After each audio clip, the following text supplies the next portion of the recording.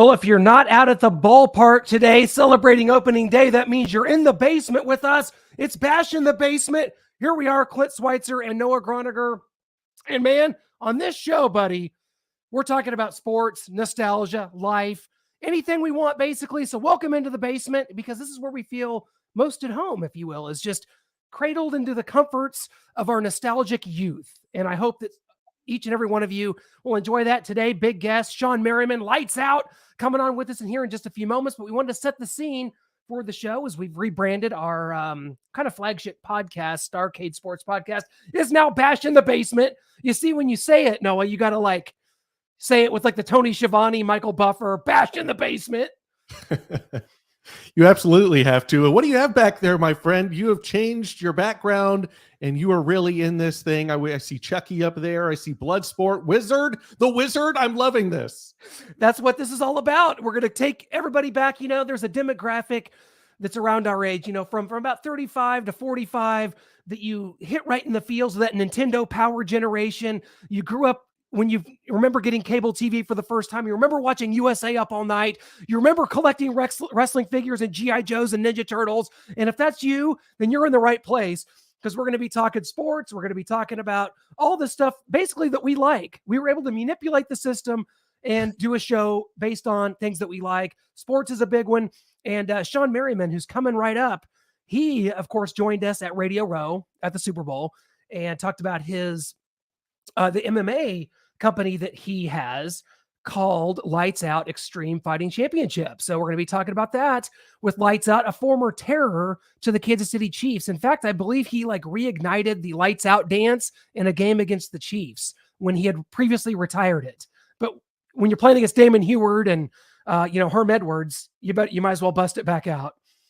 Yeah, absolutely. And I remember us wanting him in the draft when he was coming out. We got Derek Johnson. We were excited about that as well. Those were the two top kind of edge rushers / linebackers, some guys that we were looking at, and we definitely liked Lights Out. But we got Derek Johnson. It ended up working out. Sean Merriman had some injuries, but man, he exploded onto the scene, getting into the backfield, sacking the quarterback, doing his special Lights Out dance. But we wound up with Derek Johnson with a longer career, knifing in the backfield, the TFLs, tackles for loss. So we made out pretty well as well.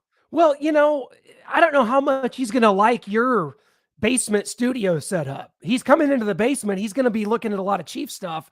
That goes for me as well. But for you, it's overload. Super Bowl 57 champions. Here we go. He's coming into the Lions Den. He knew that at Super Bowl Radio Row. Hopefully he's ready for it again. But Noah, it's opening day and it's baseball, which we're not fans of. So that's why the people that are joining us now, welcome. And that must mean you're not as either, because the Royals specifically have, I believe, first pitch, tipped off, hit. I don't even know, man.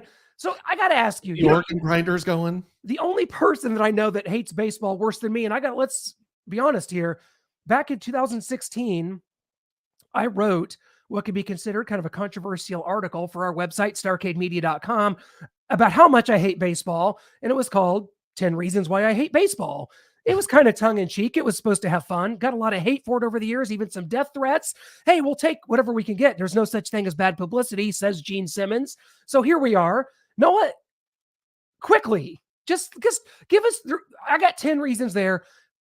What are your top 5 reasons that you hate baseball? Because the only person that I know that hates baseball more than me is you.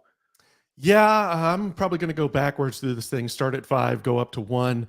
Number 5 is probably just the stats, the WAR, the ERA, the OPS. Just, okay, we get it. Your slugging percentage. Okay, we go on and on. Just what do these mean? And there was the steroid era in baseball, and just these stats don't mean anything.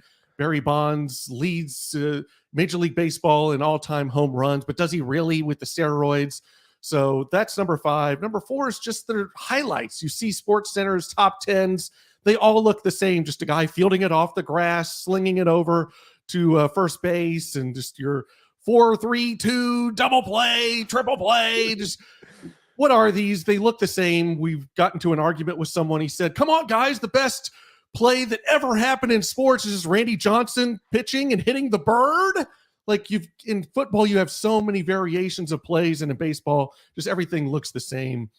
Number 3 is just going to have to be the lingo, whether it's just the high cheese, you hit that one like a can of corn. I just can't stand those. Then managers wearing uniforms, and the number 1 is just got to be 162 games. It's just too many. Well, we're going to see if our next guest here has the same thoughts that we do about the game of baseball. And we are welcoming currently to the show, Sean Lights Up Merriman. Sean, you're coming into the basement here in Bash on the Basement, and you're coming in and you see a bunch of Chiefs stuff. I guess it's probably a good thing you're not actually in our basement, because you might be kicking our asses right now. No, I wouldn't, man. I see some cool stuff back there. Other than that Chiefs, uniform. You know what? I take that back. That's Nigerian Nightmare. We're good. It's one of my favorite players. Okay, see, we could coexist there, Sean. It's great to have you back. We of course sat down with you at Super Bowl Radio Row, and it's great to have you here in this setting. Today's opening day of baseball, man. We've just been spending the last 5 minutes to 7 minutes kind of. We're not big baseball fans. Let's be honest. I know it's un-American to say, but can you, with a straight face, come in here and tell us that you love this American pastime of ours? What's your take on the game of baseball? I love going to the games, but I can't watch on TV. Okay, fair enough. I try to. I go to about 5 or 6 baseball games a year. I just recently discovered, because I played with the Chargers in San Diego, I am a Dodgers fan. And I was lit up on social media for saying that. So, gotta be the Padres.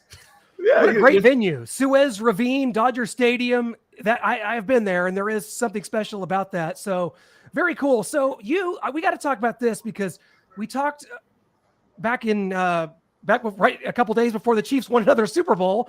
I feel like I've become like the most arrogant prick in the world, because I don't know why I'm living some kind of Slumdog Millionaire scenario out with these Kansas City Chiefs here, man. But we talked about what you've been up to, which is, of course, Lights Out XF here. You have an event coming up on May 6th. What can you tell us about it? I don't know if the card has quite been released, but we know we're going to at least see these two badasses here on the card. So what's going on with this card so far? Yeah, this probably be our biggest card yet. We got about 14 fights lined up. And I tell you the truth, man, we have 4 guys with UFC contracts already on the table. So I'm glad they're coming to Lights Out Extreme Fight. Just take 1 or 2 fights with us before they ship off in the sales and become superstars in the game. But this Saturday, May 6th, yes, in Burbank, California, Lights Out Extreme Fight. We're back. Get your tickets at Lights Out, and you guys got it right there, lightsoutxf.com. And if you can't get there, watch us on Fubo Sports, Fubo TV. We'll be live at 4 p.m. Pacific to 8 p.m. So got to come check us out, man. But this will be our biggest card yet. Yeah, Sean, talk to us about just a couple fights that are really kind of headlining this and you're excited about, and what people can look forward to when they do watch this. Yeah, well, I'll tell you this, guys. Those 4 fighters who I brought up that will be gone for sure after this fight is Julian Duckensford, Corvon Allen, and my guy Ian Morgan, man. You got to watch out for these 3 guys. They're going to put on a show. They already sold a ton of most of our GA tickets are already sold out, because everybody's been waiting to see them fight locally. And we also got some of those guys you just seen right there on the screen are amateurs. And so what I decided to do on this fight, man, we got some amateurs that are, fight or 2 away from turning pro. They wanted to come and take a couple fights with Lights Out Extreme Fight, and they will be turning pro with us. So it's cool, because these guys are looking for to be seen, right? And they're looking to, kind of prolong their career, sponsorships and everything else. I get it. I'm a former athlete, so I know how to load it up. And then having a partner like Fubo, man, they get a chance to see us all over the country, not just in the country, but in Canada, France, and some parts of Spain. So we got some distribution out there as well. How important is it? I mean, you got all these streaming services. A lot of times when it comes to fight pay-per-views, whether it be boxing, even pro wrestling, like I wanted to watch like an AEW pay-per-view, and it's like, I don't really know how to get it. I'm like, okay, I finally kind of familiarized myself with like the Fight app, but that's kind of hit and miss. Fubo is something that it comes right on your screen there if you've got a smart TV. That seems like a great partnership for you guys. And how important has that been kind of for the betterment of this brand? It's been huge. Actually, the fight we had January 14th broke in the top 10 most watching football sports ever, behind the international soccer. They're huge in soccer over there too as well. So, you listen to the people, man. They'll tell you if you're great or you suck, and that's the best part about it. And the numbers show that we've been doing a good job. People have been loving the fights. We got a big one we're planning after this one, June 24th in Prem, Las Vegas, locking that one down. We got one after that in San Diego. And so if it was up to me, man, I would have one once a month because I'm crazy. And I want to give these guys as much opportunity to fight and be seen. But yes, if you guys in the LA area, anybody out there in the LA area, May 6th, come check us out and get your tickets at lightsoutxf.com, and definitely check us out on Fubo. Well, if you're looking for any sort of exhibition out there that you want to throw in the ring, I know Clint's looking for an opponent, and maybe we can do some Chiefs Chargers thing. Clint versus you, Shawne. It would have to be pro wrestling style, though, Shawne. I know you nearly entered the WWE back in 2014. I could work. We could do a work shoot, but I'm not shooting with you, Sean Merriman. I have too many bad memories of you doing bad things to our Kansas City Chiefs, let alone 5'11", 180 pounds of twisted steel and sex appeal, I might add, though, but hey Clint, I don't know if the commission will let that pass, but I can definitely pull him to the side and say they'll do me a favor. Dude, well, Shawne, it is WrestleMania season after all, and it's going to be out in LA. It's at SoFi Stadium. Were you a fan growing up? Like, how big was wrestling big for you? I mean, who were you watching back in the day growing up? Yeah, you couldn't tell me I wasn't in the WWE as a kid. I mean, it was one of those things where I was slamming people off of the couch. I was leg dropping, I was elbowing at people's elbow, everything. And, I was rushing home to watch SmackDown on Thursdays. And, one of the best times, I'll say this too, one of the best times I had hosting WrestleMania in New Orleans. WrestleMania 30. 30, man, let me tell you, that was an experience for more than one reason, right? Because you still got that inner kid in you no matter what. And I'm up there on the panel, and you got Shawn Michaels, who's right here to the left there. You got Booker T that's to your right. You got Mankind that's 2 seats over. And I'm sitting there as I'm calling it, and all I heard is Hulk Hogan. Hulk Hogan came out first, right? Then 2 minutes later, I'm trying to compose myself. We're on live air on WWE Network, trying to compose myself, and 2 minutes later, you hear broken glass. Stone Cold Steve Austin come out. And at this point, I'm ready to throw my earpieces out and just not continue the show, right? Last but not least, all you heard is, if you smell. I said, okay, that's it. That's all I can take. So it was great working with them. I am in communication with them. And once in a blue moon, I'll stop down there to the Performance Center in Orlando to check out some of my buddies. Yeah, who do you kind of remember watching growing up, whether it was college, high school, and did you ever tune into WCW? I know we're talking WWE here, but the once great company WCW there for a few years gave WWE a run for its money. Noah's your resident NWO Nitro guy right here. He's got you covered. I was just about to say that. I said NWO changed my life as a kid. I mean, it was one of those things where we're so used to seeing Hulk Hogan and Razor Ramon and all those guys be good guys, kind of the good guys, and then they all turn heel. I think Kevin Nash, I mean, all of them. And so you couldn't tell me that I wasn't in NWO at one point. I think we all were. So we got that in common. We have a question here from our live, excuse me. And this is a pretty simple question, but from Jim. How did Shawne get involved in MMA? I know at one point maybe you were training, and we kind of asked you this at Super Bowl Radio Row. I kind of brought up, like, is this something that was it like a financial endeavor, a vanity project, if you will, or kind of a little of both? So I grew up in Prince George's County, Maryland. So I actually got family that was professional boxers. And so I grew up just naturally boxing because it's boxing in our family. That's how we did it in the DMV area. In 2006, I was at the gym, and Jay Glazer over at Fox Sports said, "Hey, I know you've been doing some boxing, but have you tried MMA? I think it'll help you out in football, right? Your hand-eye coordination and being more active and violent as an outside linebacker and pass rusher." I said, "Sure, if it'll help me out, I'll do it."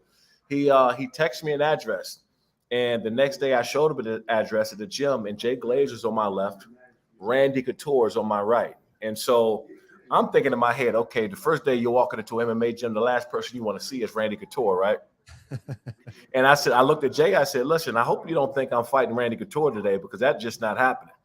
And so I just really started to spar a little bit more. I started to roll and be able to use my hands and pummel. And that season in 2006, I came out, led the league in sacks. I mean, and I really, contributed that to learning how to use my hands from MMA. And I just did it every off season. Chuck Liddell, Tito Ortiz, I trained with all these guys for years. And in 2018, that's when I launched Lights Out Extreme Fighting. Yeah. Yeah, that's awesome. And just Shawne, just kind of switching over to the NFL here, the free agency and what we've seen so far this offseason. There was talk about maybe you guys losing Keenan Allen, but he's still sticking around. And you see what Mack and Bosa have done, kind of restructuring their contracts. What do the Chargers have to do to kind of get over that hump? They made the playoffs. They lost to the Jaguars. But what do they have to do to kind of rival the Chiefs in the AFC West and kind of get their positioning in the AFC and make a run at a Super Bowl? Because they're very talented. Yeah. Well, look, when I talked to all the guys, including Kenny, first of all, Kenny wasn't going nowhere. That was just a, one of those media things where it's like, oh, is he going to – Tom Telesco came out right away and squashed that, which he was smart to do. And let's not forget, Justin Herbert is coming. His contract is coming. So you've seen a lot of restructuring. I mean, guys leaving. Drew Tranquil, who left. They're clearing the room as much as possible to make sure that Justin Herbert's contract gets done. But what they have to do, man, honestly, is to stay consistent, right? You can't come out one week and light people up and have a run of 3 or 4 games and disappear for 3 or 4 games. And you're looking around like, hey, what happened? Because they're too talented for that. They got they got a great leader in Justin Herbert. They got great vets in Keenan and Eckler back in the backfield, Joey Bosa, Khalil Mack. Derwin James was just a physical specimen. I played with a lot of great guys before, but I ain't seen nothing like no Derwin James. And so when you look at it like that, they have all the pieces to the puzzle, but they can't go missing for those few games because it just won't sit well long term. They got a small window to actually get a ring. I look back at my career and the guys I played with. You got about 3 or 4 years of that group of guys to get you a ring or two. When that doesn't happen, yes, exactly. You mentioned Drew Tranquil. He came over here to Kansas City on a 1-year deal. What can you tell Chiefs Kingdom about what they can expect from Drew Tranquil? Well, they got a great player. You saw how Drew turned it on this year. He was a bright spot for that defense. But even more than a great player, they got a great person. He was one of my favorite people, man, that team. I used to stand there when he's walking back to the tunnel and just looking for him. I would get him hyped, and he would get me hyped up. And he's going to do, wonders for that defense and then more importantly, that locker room. And he also knows that I'm going to root against him twice a year. That's just a given. That's going to happen. Yeah, no question about it. Let's take it back to kind of your playing days. Shawne, we talked about on Super Bowl Radio Row. Noah and I were kind of in the Sean Merriman camp over Derek Johnson back in the 2005 draft. As you come out of Maryland, Derek Johnson comes out of the University of Texas. You're the defensive rookie of the year. You kind of set the league on fire. Remember, you had the mohawk, you had the attitude, and something about Derek Johnson just seemed like he was kind of more just a calmer, walk old ladies across the streets. Now that I know you now, I think you would do that. But you had a real presence and something about. Do you believe that kind of the way you played, relentlessly, fearlessly, that it kind of contributed to kind of the injuries that started piling up that wound up cutting your career short? No, I think for one, I talked to DJ, man. He's one of my favorite guys, and he had a long, great career, man. Like a long, great, consistent career. But for me, man, to be honest, after I had the knee injury, I was fine. I came back from the knee injury, but what really got me was the Achilles. After I popped my Achilles, there was no really coming back from that because what made me the player I was explosive off the edge. You got somebody at 265 pounds running and exploding the way I did. It was pretty hard to stop. And so my explosion went away after my Achilles, man. I kind of took 2 steps back. And I was never the same player after that. But, I was fortunate, man, because I know some great players who never got an opportunity to show what they look like at their greatest form. And, I had a run, man, where, arguably you can talk to people. I was the best at what I did. And so that I was fortunate with. And those injuries happened mostly because I played against Willie Roaf, Tony Richardson in the background. We got Brian Waters, right? Oh man, Wigman and Shields. People don't talk enough about Jason Dunn and how big and physical he was. And then you got Tony on the other side. So yeah, they like to run the ball 40 plus times downhill, strong powers and everything else. So yeah, man, it was. I think that now the game is changed in a good way. In a good way. Now I don't like the quarterback rules and you can't touch quarter. I don't like that part. That part they can miss me with. I don't like that part of the game at all. But the helmet, the crack back blocks, hitting guys below the knees in certain situations. That part I think they cleaned the game up pretty well. Yeah, we got to ask you about this Lamar Jackson situation and the contract and everything that's going back and forth. He wants a lot of guaranteed money. The Ravens have apparently offered him 3 years for 133, most of that guaranteed.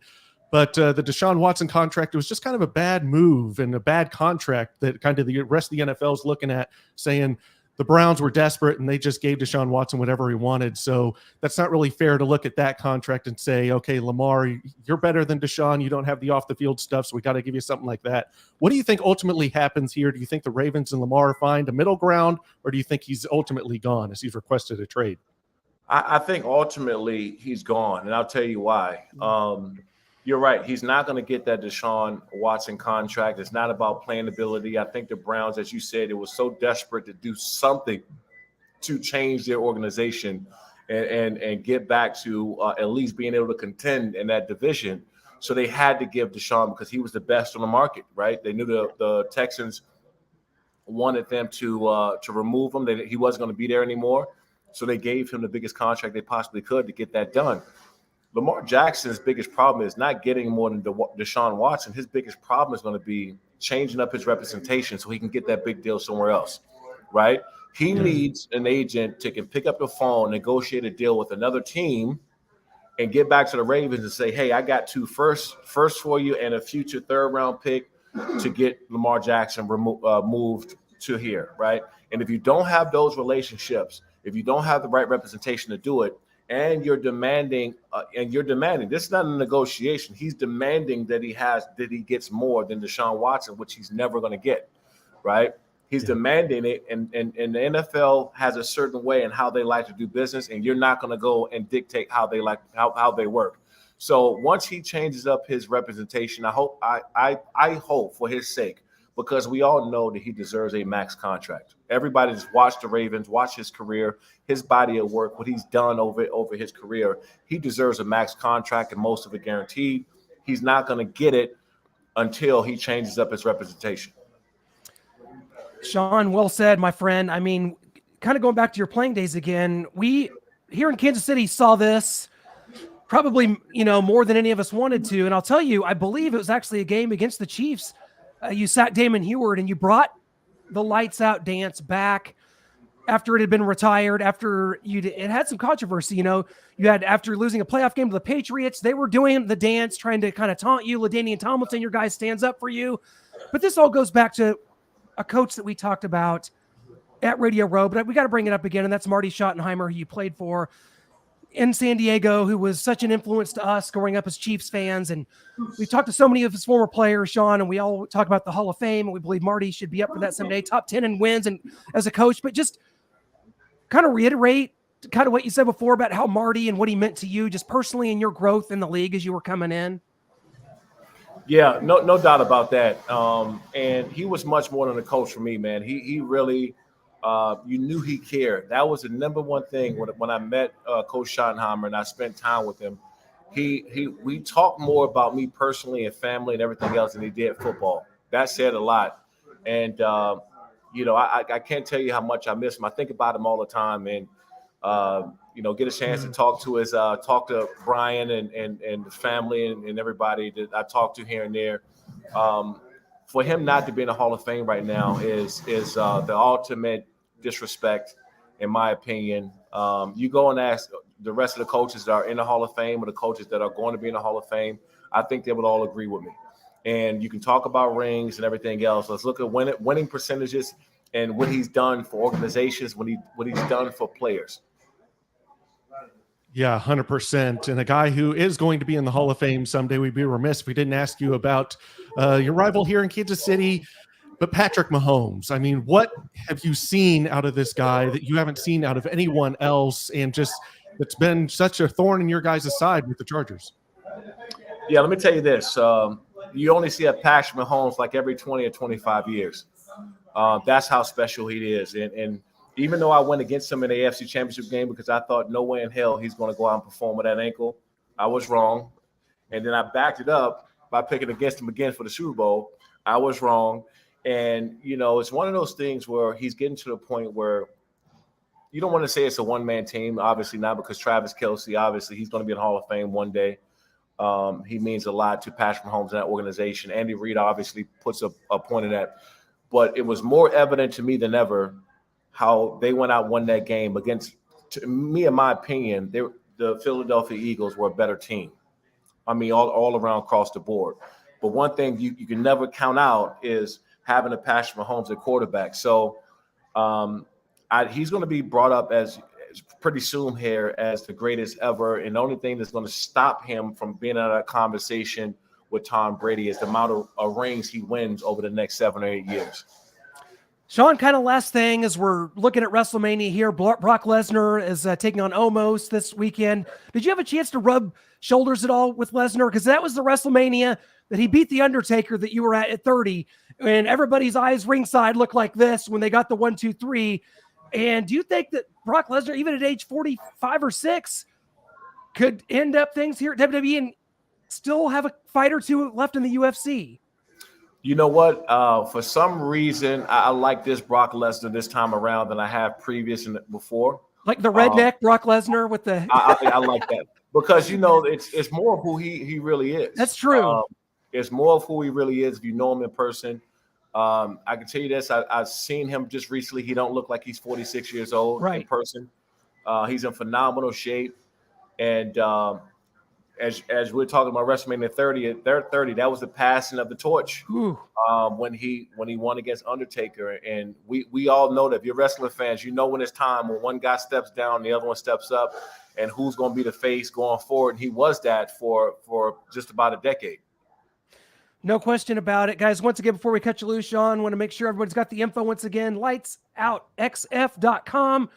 It's going to be live on Fubo Saturday, May 6th at the Los Angeles Marriott in Burbank. Tickets available, lightsoutxf.com. Shawne, this has just been such a blast, man, getting to know you out in Phoenix, having you on here. Let's continue to do it. And if you ever, we see some more cards maybe out in the Midwest or out away from like the LA area, let's sync up and let's co-promote the thing, man. There's a lot of fighters out there in you guys' area, and we actually have reached out to by an arena. So I would love to put something together out there and give those fighters an opportunity to be seen. Oh, that's perfect. We got some venues in mind too. We could send you some too. So great stuff, Shawne. Enjoy it. We're still about a month away, so we'll spend some time over the next month kind of promoting it as fights get announced and things of that nature to make sure people are up to date. Thanks so much for joining us, my friend. We'll do it again soon, brother. You got it, man. Thanks for having me. You bet. An honor. Thanks. Take care, care, guys. That was Shawne Lights Out Merriman here on Bash in the Basement, coming into the basement, coming in to take all the abuse from a couple idiot Chiefs fans, and he did it admirably. And I think Shawne, he's starting to come around to this Chiefs thing, and he's I mean, let's face it, he's a friend, and I hope you guys enjoyed that. Yeah, I love what you had to say about Drew Tranquil, what we can expect from him, giving it up to Patrick Mahomes, and still expecting a lot out of his Chargers, but realizes that Herbert contract is coming up soon, so they got to make the most of it while they can. Isn't that interesting that we're in this day and age where like a quarterback's contract is sort of the death knell? It's sort of the point of no return, right? Once we pay our quarterback, Patrick Mahomes is the only quarterback in the history of the NFL that has won a Super Bowl when I believe taking up more than, I think was it 17% of a total. Right, yeah. 17 to 20%. Patrick Mahomes bucking all the trends. Hell, he was the first quarterback from the Big 12 to win a playoff game. So that's all Patrick Mahomes has done here in Kansas City. And we recognize the Los Angeles Chargers as a true rival, probably the Chiefs' biggest rival right now, if you'd want to admit it or not. We'll see what happens with the Broncos and Russell Wilson and Sean Payton and the Raiders with Jimmy G. With the Chargers is that team, man, that's they're going to be right there. At some point, they're going to win a division again, since it's been since 2009. So One of these days. Maybe 15 years down the road when Patrick Mahomes retires, they can maybe get one in. Okay, we finished up. We got your 5 reasons you hate baseball, right? Well, I got one reason that we both like baseball. Okay, we here, our Starcade Media brand, we have this kind of a side brand called Save by Nostalgia, and we're going to save all of you with nostalgia here as we talk. As we have to throw some light onto the game of baseball. We've been so rough. We don't like the terminology, the atmosphere, the managers wearing uniforms, rally caps, rally manuses, all the geeky, nerdy stats. We don't like any of it. In fact, I can't believe it. I can't believe it's real. So much so that if aliens ever invade this planet, I got a couple of buddies. I'm sending those aliens to go talk to them. Paul Lagana, they're coming to talk to you about why there's 162 games in the blazing heat in the middle of August and never ending and all this stuff. But with that said, Noah, there's a lot of baseball movies out there that are damn good. So with that said, we're going to do our sort of Saved by Nostalgia, Back to the Wonder Years, sort of baseball movie of the week. And we're going to pay a little tribute to Little Big League. We've had Luke Edwards, the star of the movie, on our Saved by Nostalgia podcast before. We'll probably try to get him back on for this show to talk about it. Little Big League, 1993, Timothy Bumsfield. This movie really stands out. We had Rookie of the Year back in, I think, 92 it came out. And then you have Little Big League right after that, kind of similar films. Love both of them. Little Big League just stands out. It's such a nostalgic, wonderful film that we had to talk about it today. Bill Haywood must be allowed to express himself. I love that movie. Unfortunately, the ending, spoiler alert, if you haven't seen it, if you haven't taken the time since 1993, but just Ken Griffey Jr. catching that ball kind of broke my heart. Just they didn't get to go on to the playoffs. Everything was riding on that. And you feel like a kid's movie, a baseball movie, it would have a feel-good ending and heartwarming ending. And Kendrick Griffey Jr. steals the home run that's about to go over the fence. And you're just left what? Oh, man. Heartbreaking, but it made sense for that character, for that film, because this little rise to fame that this kid had, the ride had to come to an end, right? An identifiable end. We're overanalyzing a 1993 kids baseball movie. I realize that, but that's what you get here on Bash in the Basement. You're in the basement for a reason, damn it. Next time it'll be Angels in the outfield. I don't know. I don't know if there'll be enough time, but I love Little Big League. All the feels. I remember just because so many different baseball teams had been kind of featured in films over the years. The Indians in Major League, the Cubs, they're in Rookie of the Year, and on and on. We got to see the Twins there and kind of a different location, the Metrodome, and it just had it brought me in. It had the Dion song, "Run Around Sue," as a great part of that soundtrack, and really, that's all you need. And I thought that was a tremendous film. And I think a lot of come on. Field of Dreams, Major League, Bull Durham, The Sandlot, Rookie of the Year, a League of Their Own, The Rookie. Take Me Out to the Ball Game with Gene Kelly and Frank Sinatra, right? Abbott and Costello, Who's on First? Is that a thing? Around in the 40s, right? To watch that? No. I love it. And something I don't love today, Noah, as we kind of sort of put a bow on this episode here, Bashing the Basement. We thank you so much for being a part of it. Make sure you hit that follow and subscribe button. If you're watching on YouTube, we're on Facebook Live, we're on Twitter Live. Bashing the Basement is going to be coming at you. So make sure you hit that like and subscribe button and so you can catch everything we do. We're also available on all your podcast apps. So if you rather listen to the show, we have your back on Spotify, on Stitcher, on Apple Podcasts. So you can subscribe to the show there. Might see some of these clips from the show winding up on TikTok, Reels on Instagram and Facebook. Clint loves those. YouTube Shorts. You never know where you're going to find us. But you're right. And I've created just the perfect thing to end this show with. We're going to end on kind of a down note, but for you guys watching, probably kind of a positive, because this is going to be kind of funny. You're going to wonder how we've ever made it this far, how we ever created our own sports media brand and do this for a living. Because today, Noah, we got up at 6 a.m., drove an hour and a half to do our taxes. Now, folks, you might be saying, everybody does taxes. Yeah, but you guys are used to getting on TurboTax. You've got your wife there, you're filing, and you're got your W-2s. Not for a small business, buddy boys.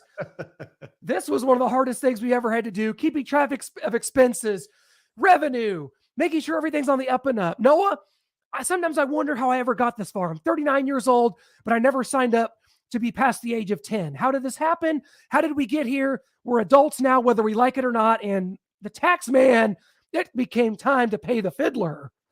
Yeah, the tax man cometh, not just the small business, but you've got to work our individual stuff in there and our Google AdSense and my insurance, and just it's way over our head. So obviously we've paid someone to help us, but that's a little more expensive than just doing a TurboTax and H&R Block. So we weren't quite prepared for that expense, but we had to have someone else take it over because, as Clint mentioned, we're just kind of man children, forever 10, forever 12, 15, whatever you want to say.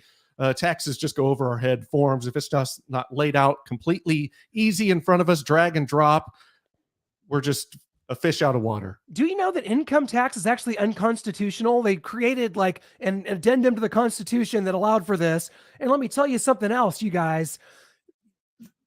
Paying income taxes, why doesn't everyone just move to the state of Florida where there are no income taxes? What am I doing? Florida and Texas? And Texas, is that another one? I don't, just give me a list so that I can be aware of where to move, because I can't believe that I don't understand the concept of taxing the money that I earn on my own. I understand, like, when you buy things and you buy like a house, you buy a car, tax. I get it. I pay 10 cents on a stick of gum. We get it. We understand. But my own money that I earned, I'm sorry, you're not going to be able to explain it to me. You can come in here in the comments and say, well, you guys don't know what you're talking about. You guys are just man children like Pee Wee Herman. You're correct. You are correct. Yes. But still, I believe that I have some validity and some ground to stand on here. Yeah, absolutely. I mean, we've got James Howell in here just laughing at us because we are the man children. I'm sure he knows how to do taxes. Everyone does.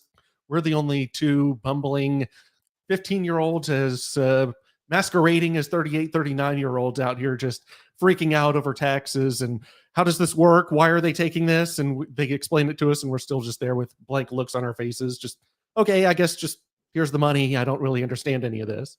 Well, guys, thank you so much for joining us here on Bash in the Basement. Again, we have rebranded our show, Starcade Sports Podcast, which has been out there. It has its own Facebook page. You can also follow us on all our social media, Starcade Media, which is everything that we do, the umbrella to which it falls under. Hell, it's our LLC. It's the reason we pay taxes, and we had to do this whole segment to begin with. So show some love to us at Starcade Media. And we do have a Twitter and a Facebook for Bash in the Basement as well. We're coming into the basement. I hope that you'll enjoy coming into the basement with us as we continue to bring on guests. Sean Merriman, excellent today. Want to show some love once again as we get out of here to him at lightsoutxf.com.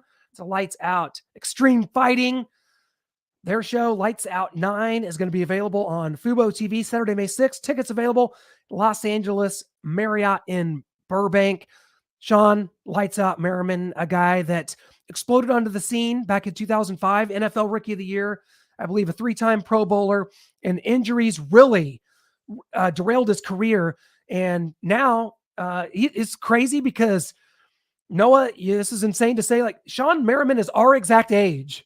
Does that make you, I don't know how that's supposed to make you feel. Like, I don't know if it makes you feel old, young, like he's still in amazing shape, so maybe that's good. Or is it like, how is it possible that guys from that era are almost 40 like we are? Oh, shoot.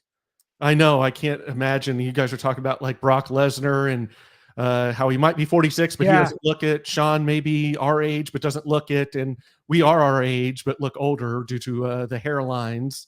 You're wearing the hat that covers it up. Lucky. Don't ask me about that again, guys. Thanks so much for being a part of Bash in the Basement, brought to you by Starcade Media. Hit us up. Thank you, James, for your comments there. He was a nightmare back in the day, but that's why we like to formulate these connections so they don't continue to haunt our dreams on into the 2020s. Thanks so much for joining us here on Bash at the Basement. We'll catch you guys again next week.